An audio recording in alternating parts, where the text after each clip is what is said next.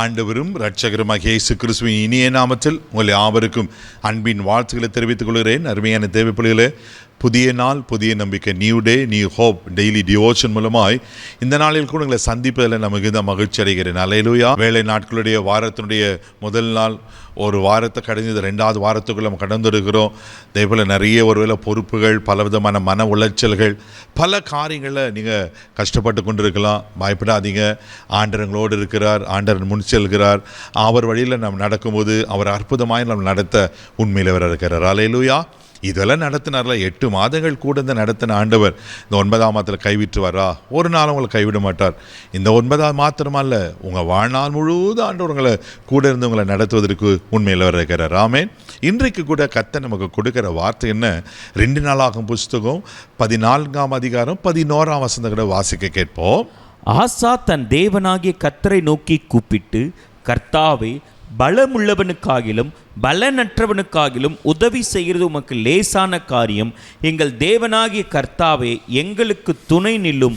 உம்மை சார்ந்து உம்முடைய நாமத்தில் ஏராளமான இந்த கூட்டத்திற்கு எதிராக வந்தோம். கர்த்தாவே, நீரே எங்கள் தேவன், மனுஷர் உம்மை மேற்கொள்ள விடாதேயும் என்றார். ஹல்லேலூயா. இங்கே ஆசா அற்புதமான ஒரு ஜெபத்தை பண்றார். தெய்வ பிள்ளைகளே, கர்த்தாவே எங்களுக்கு துணை நில்லும். ஆமென். பலமுள்ளவனுக்காகலும் பலனற்றவனுக்காகலும் உதவி செய்கிறது நமக்கு லேசான காரியம் ஆண்டவரே. இப்போ நாங்கள் பலவீனமாக இருக்கிறோம், நீங்கள் தான் எங்களுக்கு உதவி செய்யணும் ஆண்டவரே. அது மாத்திரம் இல்லை, மனுஷர் உங்களை மேற்கொண்டு கூடாது ஆண்டவரே. பாருங்கள் எவ்வளோ அற்புதமாக ஜெபம் பண்றதுல. ஆசா ஜெபித்ததை கர்த்தர் கேட்டு பதில் கொடுக்கிறார். அல்லேலூயா. இதே நிலையில் நீங்களும் இருக்கீங்களா? பலவீனமாக இருக்கீங்களா? சரீரத்தில் பலவீனம் பிரதர், ஆத்மாவில் ஆவியிலும் கூட பலவீனமாக சோர்வாக இருக்கிற இன்னானே தெரியல. சில இந்த மாதம் துவங்கின நாட்கள்லேருந்தே இப்படி தான் இருக்குது. ஒரு என்ன காரியத்தில் நீங்கள் பலவீனமாக இருக்கீங்க? தேவ பிள்ளைகளை சோர்ந்து போகாதீங்க. இது இங்கே ஒரு அற்புதமான சம்பவம் நடக்கிறத நாம் பார்க்கிறோம்.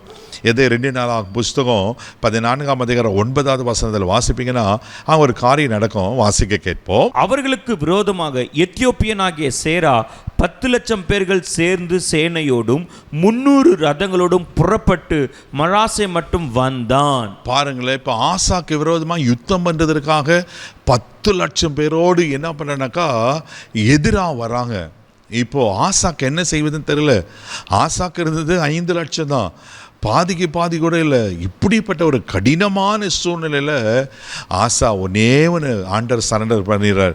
ஆண்டரே, பலமுள்ளவனுக்காக இல்லை பலனற்றவங்க உதவி செய்வதுக்கு லேசானங்க. நான் பலவீனம் தான், எங்கெல்லாம் 5 லட்சம் பேர் தான் இருக்காங்க, ஆனால் அவங்களாம் 10 லட்சம் பேர் இருக்காங்க. ஆனால் சர்வ வல்ல தேவன் என்னோடு கூட இருக்கிறார். அல்லேலூயா. மனுஷர் உங்களை மேற்கொள்ள முடியாத ஆண்டவரை நன்கு அறிந்து ஆண்டவர் சமூகத்தில் போயிட்டு சரண்டர் அடைஞ்சனும் கர்த்தர் சும்மா விட்டுவாரா? ரொம்ப அழகாக இருக்கும். அதே 2 நாளாகும் 14-12ஆம் வசனம் கூட நம்ம வாசிக்க கேட்போம். அப்பொழுது கர்த்தர் அந்த எத்தியோப்பியரை ஆசாவுக்கும் யூதாவுக்கும் முன்பாக முறி அடித்ததினாலே எத்தியோப்பியர் ஓடி போனார்கள். ஆமென். கர்த்தர் அந்த எத்தியோப்பியரை முறியடித்தார்.